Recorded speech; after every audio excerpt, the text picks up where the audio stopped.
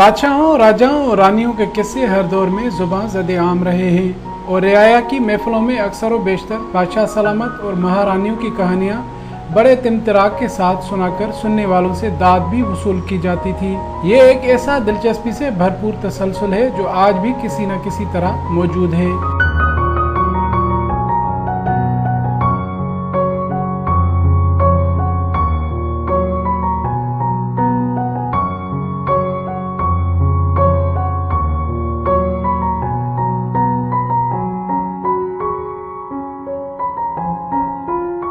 दुनिया के दीगर हिस्सों की तरह सल्तनत बरतानिया की शोहरा आफाक मलका विक्टोरिया और उनके हिंदुस्तानी मुंशी अब्दुल करीम का किस्सा भी कुछ ऐसा ही दिलचस्प है जो आज भी सुनाया जाता है, जबकि इस मौजू पर अंग्रेजी जबान में किताब भी लिखी गई है। मलका विक्टोरिया ने अपनी जिंदगी के आखिरी 13 बरसों का एक बड़ा हिस्सा अपने हिंदुस्तानी मुंशी अब्दुल करीम के साथ गुजारा।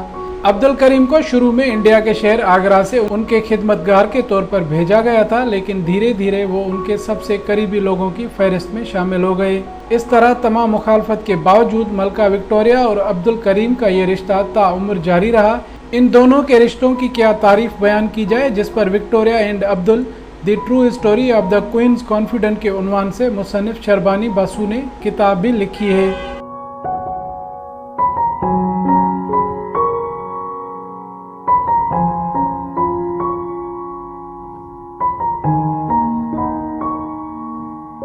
मलका विक्टोरिया और अब्दुल करीम के रिश्ते के कई रुख बयान किए जाते हैं, क्योंकि उस वक्त महारानी अपनी उम्र की 70 की दहाई में थी। अब्दुल करीम बहुत जवान थे। जब वो इंग्लैंड पहुंचे तो उनकी उम्र महज 24 बरस थी। वो देखने में खूबसूरत थे। दोनों के दरमियान यकीनन कशिश थी। महारानी की गोल्डन जुबली की तकरीब में आगरा से 2 टेबल वेटर भेजे गए। इनमें से उन्होंने अब्दुल करीम का इंतखाब किया था। अब्दुल करीम के जरिए महारानी को इंडिया के बारे में जानने का मौका मिला। उन्हें इंडिया के बारे में मालूमात हासिल करने का बहुत शौक था। वो मलका हिंदुस्तान थी, लेकिन उन्हें कभी वहां जाने का मौका नहीं मिला था। अब्दुल करीम उनके लिए एक तरह से इंडिया बन गए। ये ताल्लुक महज 2 अफराद के दरमियान नहीं, बल्कि 2 मुल्कों के दरमियान एक कशिश सी पैदा होने के बराबर था। कभी कभी वो हमें उनकी वालदा के रूप में नजर आती हैं, तो कभी सबसे करीबी दोस्त बन जाती हैं। महारानी अब्दुल करीम को लिखे गए 1-2 खतूत में लिखती हैं, तुम्हें ये मालूम नहीं मेरे लिए तुम्हारे क्या मायने हैं। बाज खतूत के आखिर में 3 एक्स बनाती थी जो बोसे की निशानी ख्याल किए जाते हैं। ये बात बहुत दिलचस्प है कि एक महारानी एक मामूली से शख्स के लिए खुलेआम खत लिखती थी। करीम को आगरा से मलका विक्टोरिया की खिदमत करने के लिए भेजा गया था, लेकिन 1 साल के अंदर ही वो किचन बॉय की फहरिस्त से निकलकर महारानी के मुंशी बन गए। करीम की कहानी बेहद दिलचस्प है। वो आगरा की जेल में क्लर्क की मुलाजमत करते थे। उनकी सालाना तनख्वाह 60 रुपए थी। उनके वालिद भी जेल में हकीम थे। जब महारानी की सिल्वर जुबली की तकरीब का वक्त करीब आया तो आगरा की जेल के सुप्रीडेंट ने सोचा कि क्यों न इस मौके पर महारानी को एक तोहफा भेजा जाए। उन्होंने महारानी को आगरा से 2 मुलाजिम भेज दिए। इन मुलाजमीन के लिए खास किस्म की सिल्क की वर्दियां सिलवाई गईं और पगड़ियां पहनाई गईं ताकि वो देखने में थोड़े अलग से लगें। लेकिन महारानी ने अब्दुल करीम को ज्यादा पसंद किया और वो जल्द ही इनके बेहद करीब हो गईं। मलका विक्टोरिया अब्दुल करीम से इतना मुतासिर हुई कि उन्होंने इनसे कहा कि मुझे उर्दू जबान सिखाओ। करीम इसके बाद रानी की नोटबुक में उर्दू की एक लाइन लिख देते और इसके बाद उसका अंग्रेजी जबान में तर्जमा करते और फिर इसी लाइन को रोमन स्क्रिप्ट में लिखते थे। महारानी विक्टोरिया उसको हूबहू लिखती और उसका मुतालिया करती थीं। महारानी वाकई में उर्दू सीखने की ख्वाहिशमंद थी। करीम उनके उस्ताद बन गए और उन्होंने 13 बरसों तक उर्दू की तालीम दी। बहुत कम लोगों को ये बात मालूम है कि महारानी विक्टोरिया उर्दू लिखना और पढ़ना बखूबी जानती थी और उन्हें अपनी इस कामयाबी पर बहुत फख्र था। ये बात बहुत अजीब लगती है कि अपनी जिंदगी के आखिरी बरसों में इन्होंने एक नई जबान सीखने की कोशिश की और इसमें कामयाबी भी हासिल की। चाहे वो सफर पर हों या छुट्टियां मना रही हों, वो उर्दू का सबक हासिल करना नहीं भूलती थी। हर रात सोने से पहले उर्दू जबान की मश्क जरूर करती थी। महारानी की उर्दू जबान से मोहब्बत और इस पर महारत हासिल करने पर यूनिवर्सिटी ऑफ लंदन के प्रोफेसर हुमायूं अंसारी ने तवील मुद्दती तहकीक की है। प्रोफेसर हुमायूं अंसारी के मुताबिक महारानी अपनी डायरी में उर्दू लिखती थी। आज का दिन बहुत अच्छा रहा। रानी की तहरीर में रवानी और जोश था। वो एक ऐसी जबान के एक पहलू पर महारत हासिल करने की कोशिश कर रही थी जिससे इनका दूर दूर तक कोई वास्ता नहीं था। उर्दू सीखना और इसमें महारत हासिल करना कोई आसान काम नहीं है। उन्होंने जो कामयाबी हासिल की इससे मैं बेहद मुतासिर हूँ, खास तौर पर इस हकीकत पर कि उन्होंने 1 साल पहले ही ये जबान सीखनी शुरू की थी। महारानी और अब्दुल करीम की दोस्ती का एक नतीजा ये हुआ कि इंग्लैंड में पहले से ही बहुत मकबूल इंडियन खाना चिकन करी या मुर्गी का सालन मजीद मकबूल हो गया। अब्दुल करीम ने रानी के लिए चिकन करी, दाल और पुलाव बनाया। महारानी विक्टोरिया ने 20 अगस्त 1887 को अपनी डायरी में लिखा, आज मैंने अपने इंडियन नौकर के हाथों बनी चिकन करी खाई। लेकिन ये पहला मौका नहीं था जब महारानी विक्टोरिया ने चिकन करी का लुत्फ उठाया था। बरतानिया की मारूफ तारीखदान एनी ग्रे अपनी किताब the greedy queen eating with Victoria में लिखती है, ऐसा नहीं था कि करीम से पहले रानी विक्टोरिया ने कभी चिकन करी नहीं खाई थी। 29 दिसंबर को विंडसर महल के मेन्यू में इसी डिश का जिक्र मिलता है, लेकिन इस करी में और करीम की पकाई हुई करी में जमीन आसमान का फर्क था।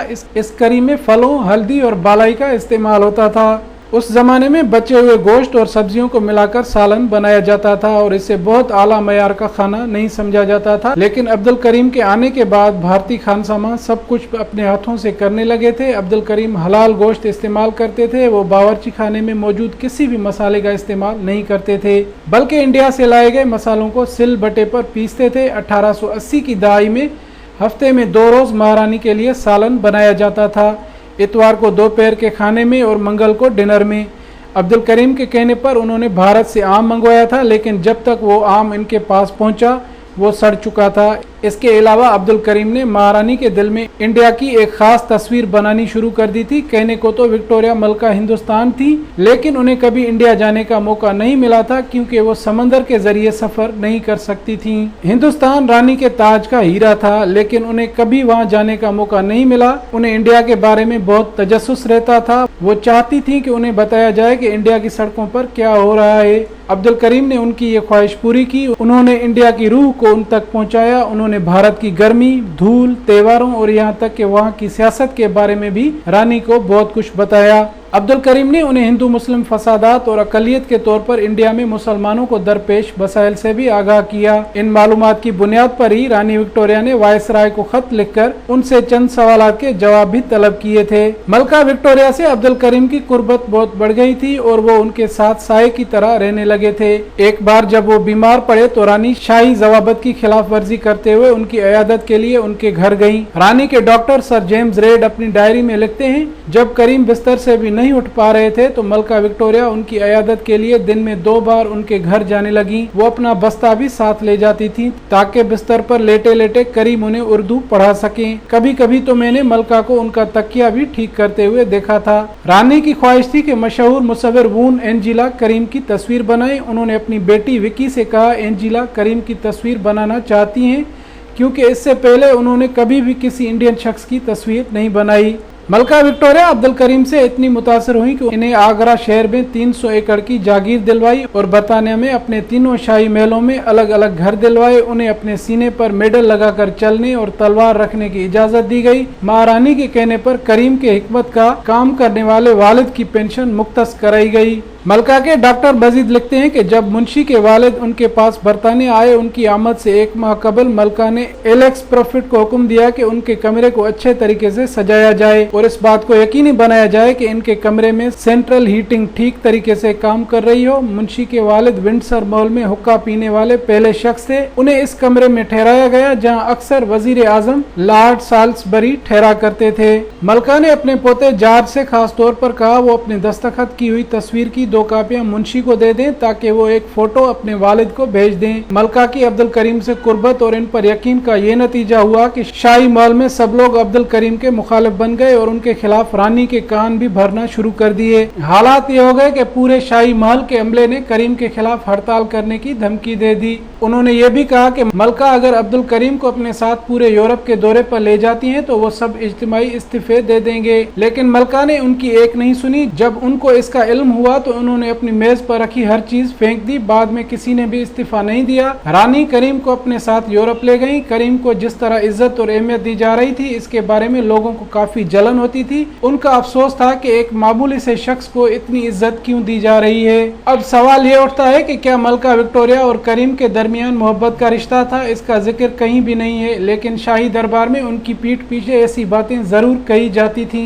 एक बार वो करीम को अकेले हाईलैंड की एक कॉटेज में अपने हमरा ले गई थी। इन दोनों के दरमियान कोई जिस्मानी रिश्ता था ये हम नहीं कह सकते थे, ये बात सिर्फ वो दोनों जानते होंगे, लेकिन ये हकीकत है कि दोनों के दरमियान रूहानी रिश्ता जरूर था। इसका इशारा हमें मलका के तहरीर शुदा खतूत में मिलता है। वो इन्हें दिन में 6 बार खत लिखती थी, तुम आओ और मुझे गुड नाइट कहो वगैरह वगैरह। करीम हमेशा मलका के साथ नजर आते थे, लोग इस बारे में बहुत बातें करते थे। करीम से पहले जॉन ब्राउन मलका के मुंशी हुआ करते थे, जिनसे मलका की बहुत दोस्ती थी। करीम और मलका के बारे में ये बात कहना दुरुस्त होगी कि इनकी गहरी दोस्ती थी। 22 जनवरी 1901 को जब मलका विक्टोरिया की वफात हुई तो इनको खिराज अकीदत पेश करने के लिए उनके फर्जंद और उनके जानशीन एडवर्ड हफ्तुम, उनकी एलिया रानी एलेक्जेंड्रा, उनके बेटों पोतों और उन लोगों को मदऊ किया गया जो मलका के बेहद करीब थे। शहजादा एडवर्ड ने अब्दुल करीम को रानी के सोने के कमरे में दाखिल होकर उनको खिराज अकीदत पेश करने की इजाजत दी, लेकिन मलका की वफात के कुछ दिन बाद ही अब्दुल करीम पर मुसीबतों का पहाड़ टूट पड़ा।